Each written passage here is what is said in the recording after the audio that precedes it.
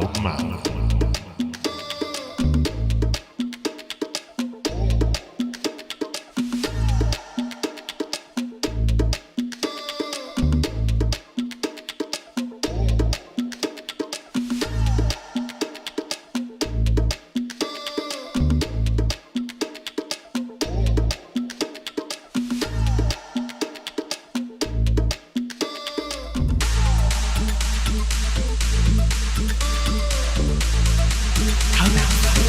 Be your own loud.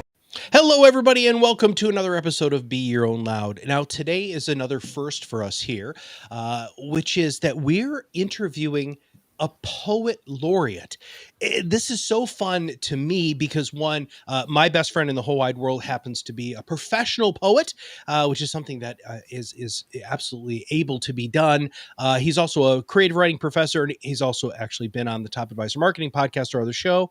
And Jessica, who is one of our marketing people, which many of you have heard from me about referring to just how excellent she is. She's the one who found our guest today, Ashley M. Jones, who is the Poet Laureate of the great state of Alabama. Now, first off, welcome to the show.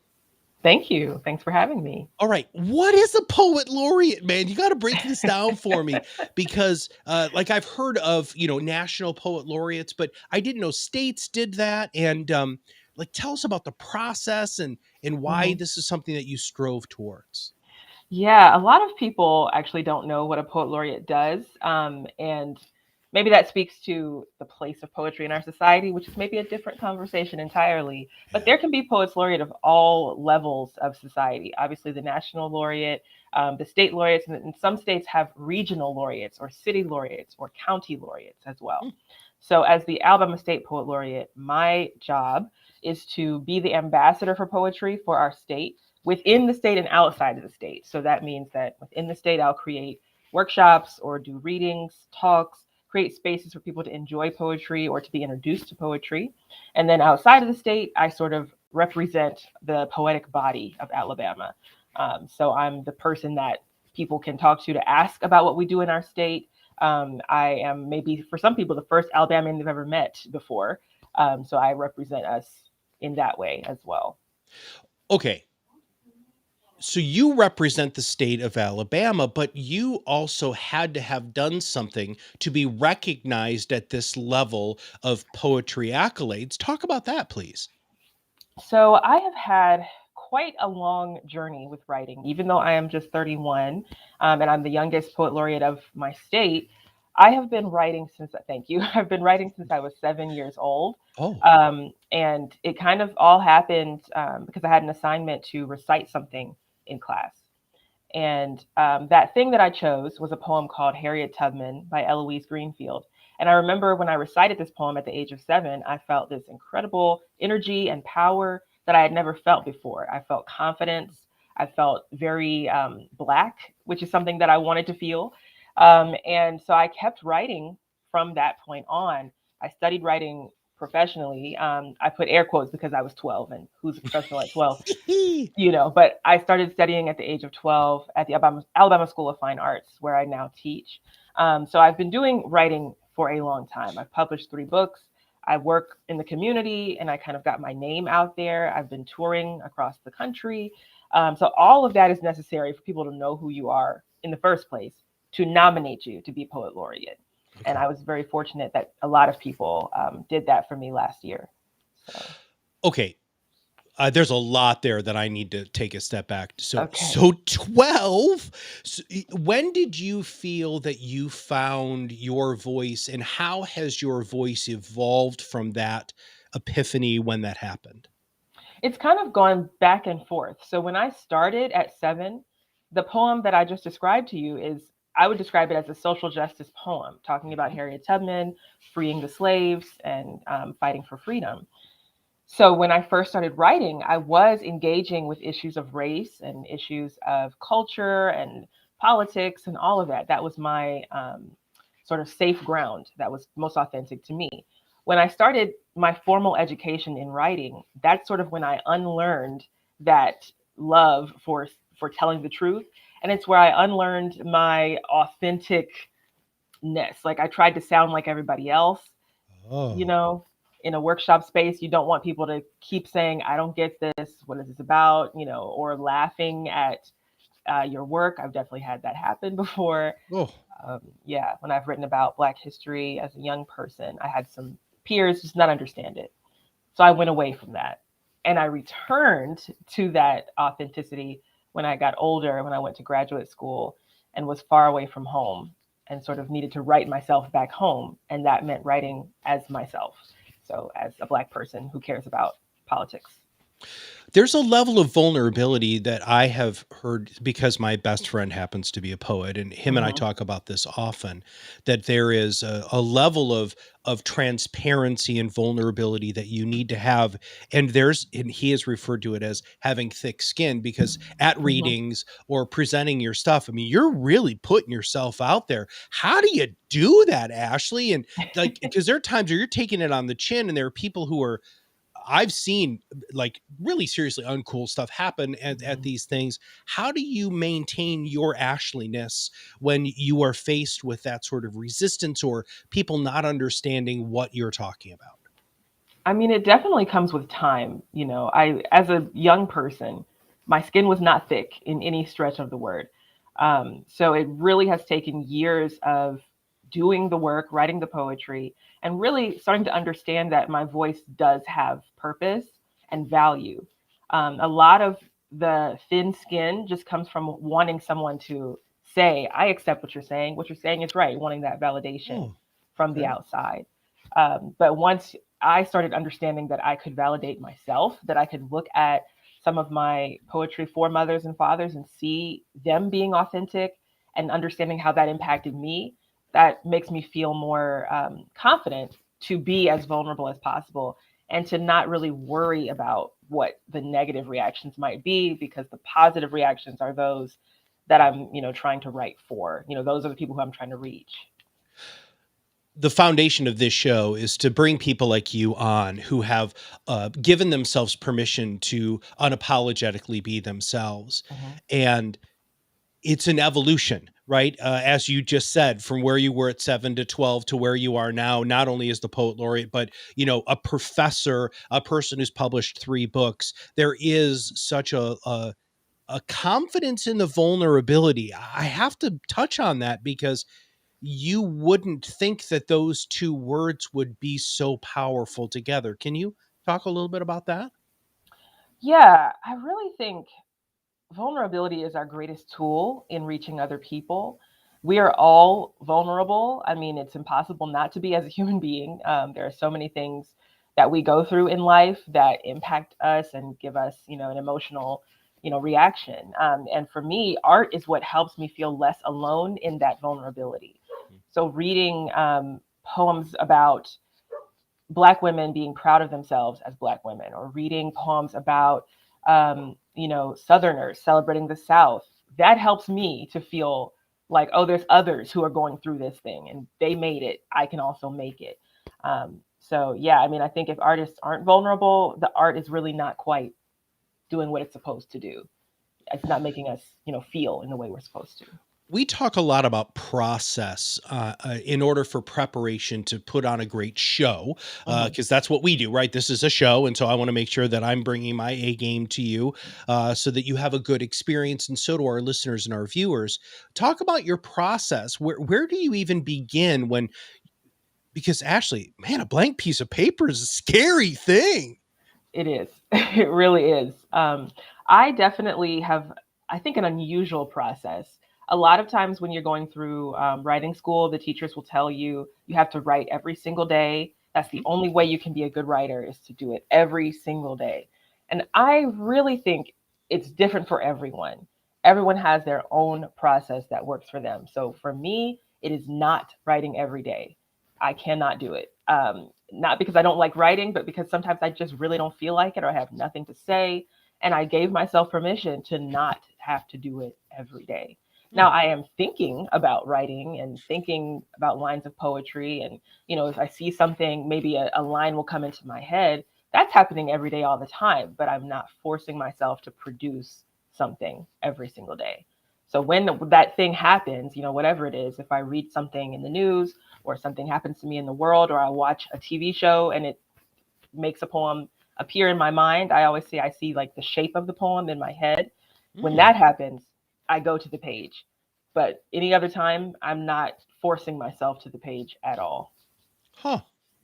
Do you carry around some poets who I have met have like their preferred like a journal almost, and it's even gotten down to the kind of paper and pen, which I think is so brilliant because you, of course, artists, painters have their own medium that they love. Mhm. Musicians have that guitar or that piano or whatever that they love, and poets have the same sort of thing. Do you have that? I mean, do you have like, I love this pen and this kind of paper, or do you not even use pen and paper? Are you a computer and a keyboard person? Expand on that, please. I use whatever I have nearby. So Nice. Okay. usually I have paper. I'm a teacher, so we always have something on us to jot things down. But sometimes you get a poem idea in the car, for example, and there's no way. I mean, you could try, but you might kill somebody trying to write something down. Yeah.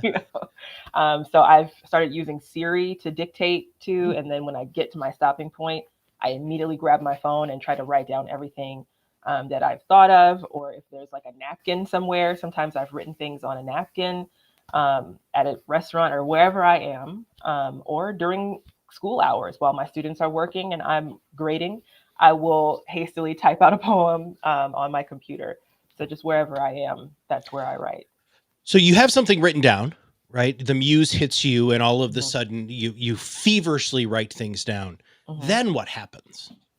So then, once I've written the thing down, I'm sort of editing as I go, which I don't actually recommend this method to my students, because the only reason I'm able to do this is because I've been practicing writing for so long. I've Yeah. kind of figured out what works for me.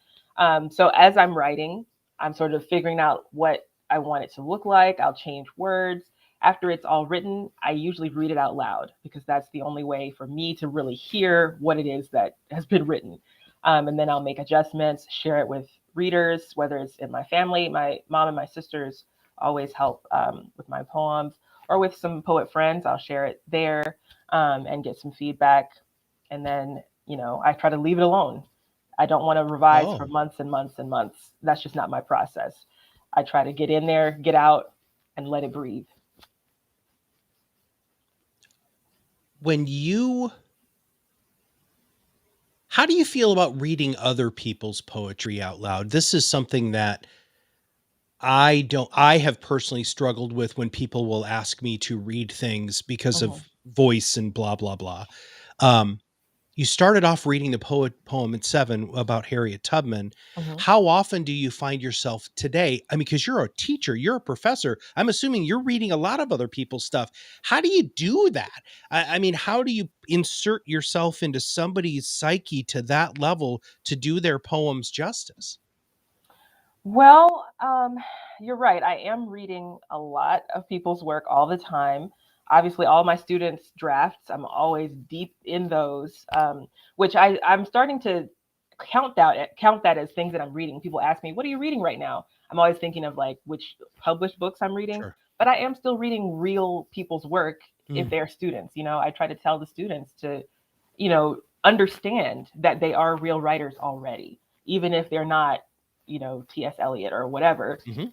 They are real. So yes, I'm always reading their work, and I'm also reading work that I teach. I try to read for fun, but what is fun? You know, who knows? But to get into their mindset, it's it's really a matter for me of the writing being vulnerable enough or open enough for me to just seamlessly fit into it. Oh. So with my students, often it is that way. They are so young. I teach high school, undergrad, and grad school. So with my high schoolers especially, it's so raw. It's not hard to just get right in there. The emotions are right at the surface. And with work by published authors, I am someone who, if the book is not speaking to me, I close the book and put it away. Like, I've Oh. never been afraid to just say, this isn't working for me. I'm going to find another book, which may be blasphemous to other people, but our lives are short. Why would I stay reading a book that's not working for me?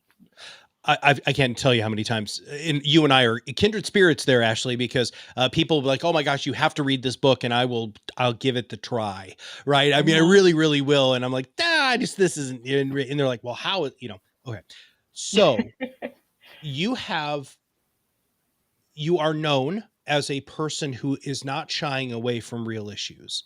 Mhm. Um, Talk about that. Well, it's interesting, first of all, to be known for anything. That's exciting and scary at the same time. Mhm. But yeah, I definitely have built my career so far writing books that talk about things that matter to me. I'm a Black person living in the South. So you can imagine, well, living in America, let's just say, it's not just about the South. Yeah. There's a lot that goes on that I have to process constantly. There's a lot that's been passed down to me, from my ancestors that I'm processing. I was never enslaved. However, that history is something that I deal with on a daily basis. So the writing, which is an extension of me, of course it's going to go into those things. And I've been really fortunate that people have received it well. Whenever I travel to give readings, yes, sometimes it is uncomfortable, the things that I'm talking about, but usually after a reading, people will come up and say, okay, that was hard, but thank you for saying this. It's made me start thinking about X thing. It's made me change my opinion on whatever. So I'm glad if that's what I'm here to do, I'm happy to do it. And this new book, Reparations Now, let's talk about that. So, what is it about? Where did it come from? How long did it take you to do it? Uh, Give me everything. So typically, my books take me about 3 years to write. Okay. And I guess I should say I'm weirdly on a schedule. I'm not trying to be on a schedule. It just is happening.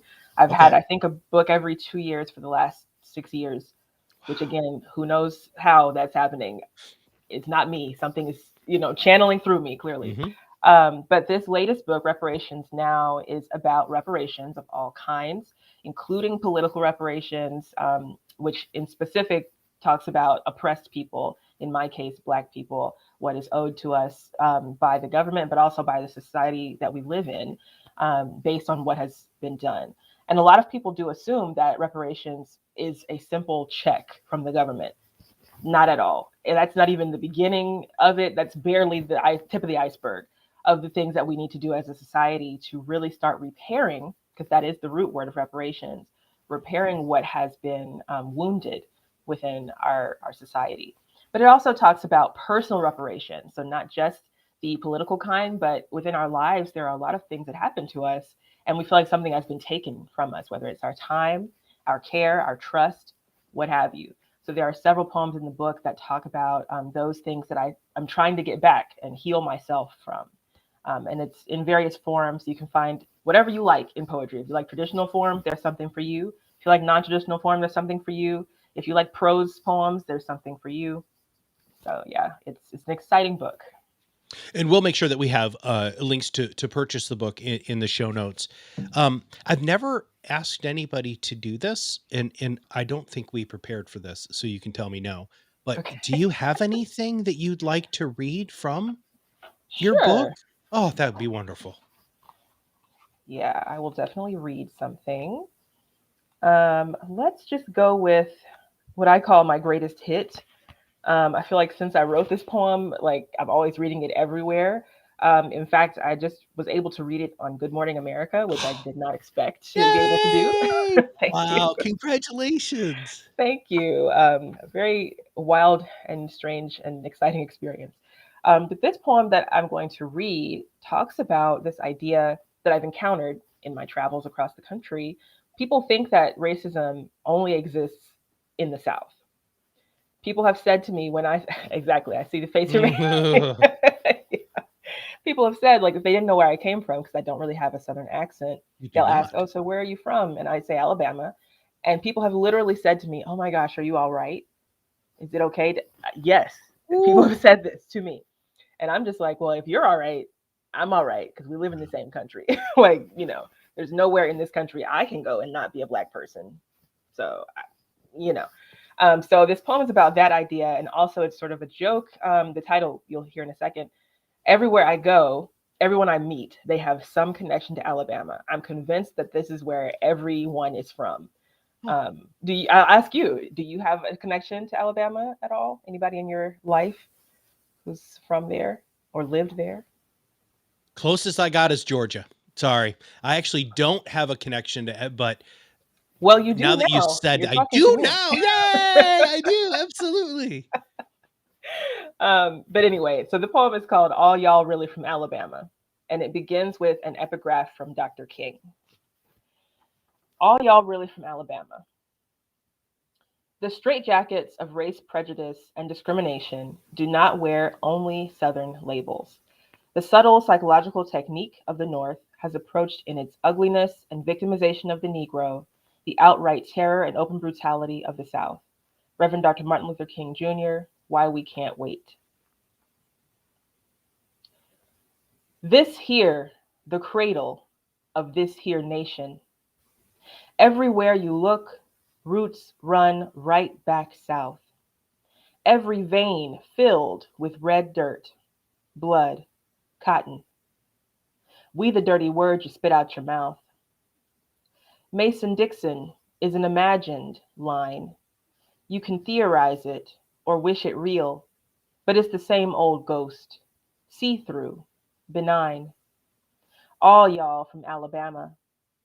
We the wheel turning cotton to make the nation move. We the scapegoat in a land built from death. No longitude or latitude disproves the truth of founding fathers' sacred oath. We hold these truths like dark snuff in our jaw. Black oppression's not happenstance, it's law. That's the poem. How do you do that, man? How do you just organize words like that to make it so impactful? Where does that come from? Well, that's a question I've been asking myself for a very long time. I mean, it really is a spiritual experience for me to Mm. write poetry.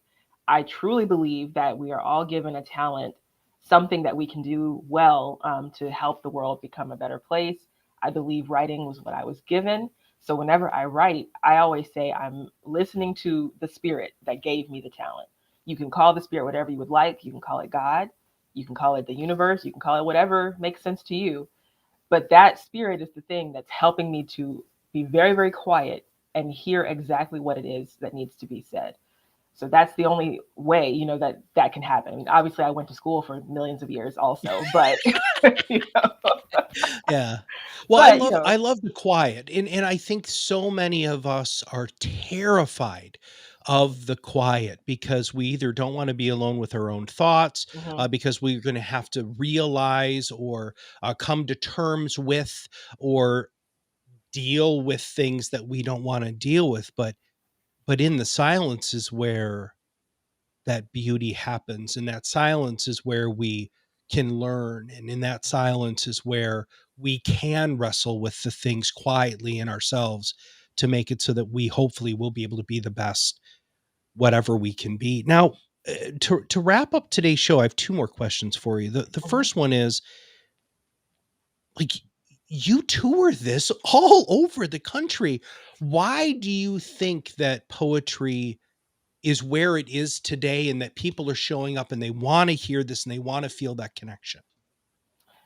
Well, I think all of us are very tired of having empty conversations. I think the pandemic, yeah, I think the Yeah. pandemic definitely highlighted that, at least for me and a lot of my friends. We've been talking about how we used to, before, having to quarantine and having to isolate, we would just show up and talk, but there was nothing there. Mhm. And so now that we're forced to either only see each other through a screen or see each other in passing or what have you, now the conversations have to be more real. And of course, after 2020 and George Floyd's murder, there's a lot more attention being brought to the urgency of these conversations. Obviously, many of us have known for centuries that this has been happening. It's not new. It's not like someone decided, oh, now we're going to start oppressing Black people. It's been happening. But now that there's a larger, attention span to it, people are, I think, more ready to talk about these things. And art is a really great way to do that because it's sort of a level playing field. We can all come in to a poem. We can all walk up and look at a piece of art. We can all listen to a piece of music or whatever, whatever we have access to. And sometimes that takes our defenses down. If I were to walk up to someone and just say, you might want to interrogate your ancestry because who knows what your ancestors did, that could become a confrontation very Sure. quickly. But if I come and say, here is what I have experienced, here is the feeling that I've had or the history that exists within me, and here is an artful way that I have presented it to you, you might be a little more softened to the idea because maybe you're a lover of words. Maybe you really like the way that this word rhymes with the next. Maybe you've never learned this particular history and you're excited about it. So I think that's kind of where it's coming from, this energy around poetry. Boy, that energy is in some places, on the surface, and other places it's so loud, and in other places it's too quiet. And so I greatly appreciate you coming all over the United States and talking about your experience in life and in the magnificent poetry uh, that you create. Now, my final question is, what should I have asked you that I didn't? Oh, I always hate this question when people ask me because I never know. I don't know what anybody would want to know about me. Gosh, I don't know. You've asked good questions. I think I've talked about everything that really matters. Okay. Um, I mean, you could ask me about fashion or about my family. These are things that I'm interested in. Wow. But other than that, we've talked about poems, and that's the thing for me. Well, I kind of like the idea of knowing you as more than just a poet, right? Mhm. So, what is it about fashion that appeals to you? Well, so anyone who follows me on social media knows that I'm no stranger to an outfit of the day post. Um, Yeah. yes, I wish that I had the time to do a fashion blog, honestly. Wish that I did, but I don't. I'm already doing too many things at once. Mm, But for me, fashion is not just a superficial sort of thing. I used getting dressed and taking pride in my appearance as a way to get rid of some of my self esteem issues that I had as a young person. And also, I'm an artist, so I really love creating art all the time, everywhere. That includes in my clothing.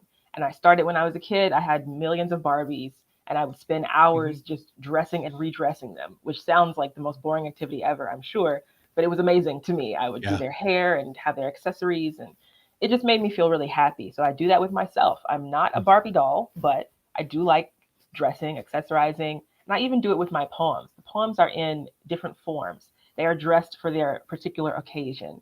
They have whatever accessories are needed. They sound how they need to sound. No poem is the same. mm. So yes, that's my little fashion spiel. Nice. Hmm. Well, thank you for sharing that. And how interesting you just bring that back, because you had just said about your book Reparations Now that there is a form for just about every kind of poem. And I don't know if that's normal or if that's abnormal, but fascinating that you are able to write in all of these different sorts of forms of what we would know as poetry and prose, so that you are getting your message to people in the way that's palatable to them. One thing that we Hmm. say often is, you really have to create uh, content for your ideal person in the media they prefer while they're there. And Hmm. that's what it sounds to me like you're doing with this book is people will, oh, that's the format I really like, or wow, Hmm. even if it's a visual format, which is something that's always very fascinating to me about poetry, is how just changing spacing, where the breaks are, it changes everything. And they're just words on a piece of paper. And it's amazing to me that you have been given that gift. And thank you for sharing that gift with all of us today. We will make sure that we have all of your contact information. If somebody would like to engage with you, Ashley, what is the best? Is there a social media that you love more than others, that if people want to connect with you, you should go there? Or what do you got for me? Well, so it's interesting. I'm a high school teacher as well, so a lot of my stuff is private because you already know, Oh, yeah. high schoolers are curious in ways that they don't need to be. So, but people can follow me on Facebook. I do have a public profile on Facebook, and there it is. And you can follow me on Twitter But I do have my Twitter locked because Twitter is a little bit scary. But you can follow me, and I probably will, let you follow me, and I'll follow you back. You could follow me on Instagram if you would like. It would help if you sent a message to tell me who you are first, because again, I'm hiding out from students at every turn. Or you can email me through my website. There's a contact page there. Got it. So. Well, Ashley M. Jones, Poet Laureate of Alabama, thank you so much for spending some time with us today. Thank you for sharing one of your poems. Thank you for being you and bringing your voice out into the world, because as Oscar Wilde said, you might as well be yourself because everybody else is taken. And I think you are the epitome of that. So for those of you who have not subscribed to the show yet, make sure that you do. Make sure that you subscribe to the podcast. Make sure that you stay tuned and watch this the times that we broadcast this, because you know what? We're trying to make it convenient for you to be able to meet magnificent human beings like Ashley M. Jones. So for Ashley and all of us here at Proudmouth, this is Matt Haller, and we'll see you on the other side of the mic very soon.